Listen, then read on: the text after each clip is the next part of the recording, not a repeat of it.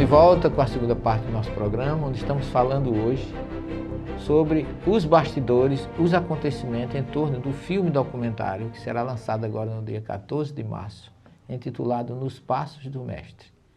Um filme que nós participamos ativamente dele e que a linguagem, o conteúdo, os diálogos, porque é um documentário que começa com A Caminho da Luz, de Emmanuel, depois vem Moisés, depois Jesus e depois a doutrina espírita.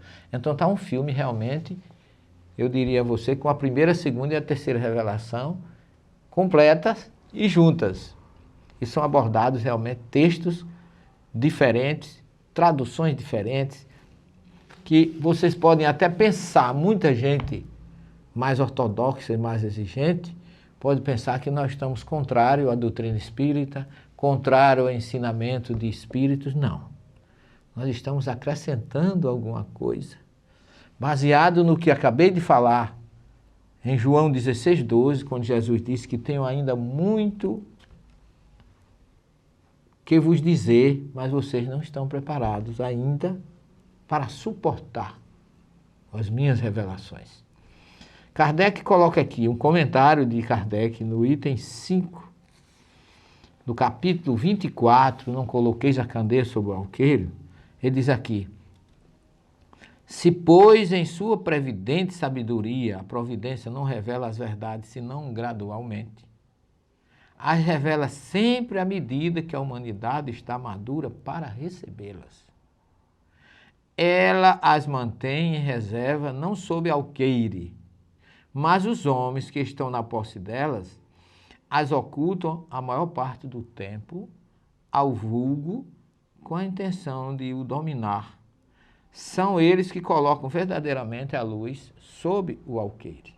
Foi assim que todas as religiões tiveram seus mistérios, cujo exame interditaram, mas ao passo que essas religiões permaneciam atrasadas, a ciência e a inteligência caminharam e rasgaram o véu misterioso, o vulgar, tornado adulto, quis penetrar o fundo das coisas e então rejeitou de sua fé o que era contrário à observação. Não pode haver aí mistério.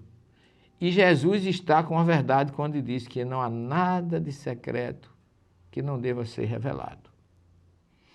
Tudo o que está oculto será revelado um dia, e o que o homem não pode ainda compreender na terra lhe será sucessivamente revelado nos mundos mais avançados, e quando estiver purificado neste mundo, e ele está ainda no nevoeiro. No item 7, só para fechar a questão, Kardec coloca que os espíritos procedem nas suas instruções com uma admirável prudência. Não foi senão sucessivo e gradualmente que abordaram as diversas partes conhecidas da doutrina. E é assim que as outras partes serão reveladas à medida que o momento tenha chegado para fazê-las sair da sombra. Ora, nós estamos vivendo um momento de transição, está aqui no item 7 e 5 do capítulo 24 do Evangelho segundo o Espiritismo, quando fala que não coloqueis a candeia sobre o alqueire. Muito bem, meus queridos telespectadores, quando eu produzi essa obra, analisando as traduções bíblicas, eu comecei a ver como havia diferença entre os textos originais e os textos do presente. E foi aí que eu comecei a pesquisar sobre traduções, sobre outros assuntos, e eu descobri esse homem chamado, não sei se Bob dá para botar aqui o nome dele, se dá para aproximar. Esse homem traduziu a Bíblia, está dando para ver direitinho, dá para dar um... Chama-se André Chouraqui. É um francês que traduziu a Bíblia, e a tradução da Bíblia dele foi tão respeitada que eu vou dizer para vocês que até o Papa, em 1985, João Paulo II, no Vaticano, recebeu uma cópia desse homem que foi entregar em mãos a tradução da sua Bíblia. É um grande tradutor. André Chouraqui devolve, está aqui a opinião de várias pessoas a respeito, devolve o livro dos livros à sua palavra original. Temos aqui a tradução definitiva acompanhada do comentário integral que revela seu sentido, enquanto constitui um método de leitura, um monumento de pensamento aberto a todos, uma soma revolucionária destinada a se tornar um clássico da nossa história. E aqui, o Papa Paulo VI diz assim: era necessário muito amor para realizar uma tal obra. Já na época da tradução, que ele já foi entregar a João Paulo II, mais recente. Mas essa tradução, ele levou muito tempo para fazer. E eu peguei o Evangelho de Mateus, tradução dele, e fiquei encantado com as... Primeira coisa foi um choque, a diferença que existe e que nós utilizamos. Fomos verificar nos textos originais, com os nossos conhecimentos, e tudo que ele falava tinha lógica, tinha razão e tinha base no texto original. Então nós tomamos como base a sua tradução. Nós produzimos essa obra chamada O Sermão do Monte. Praticamente as nossas traduções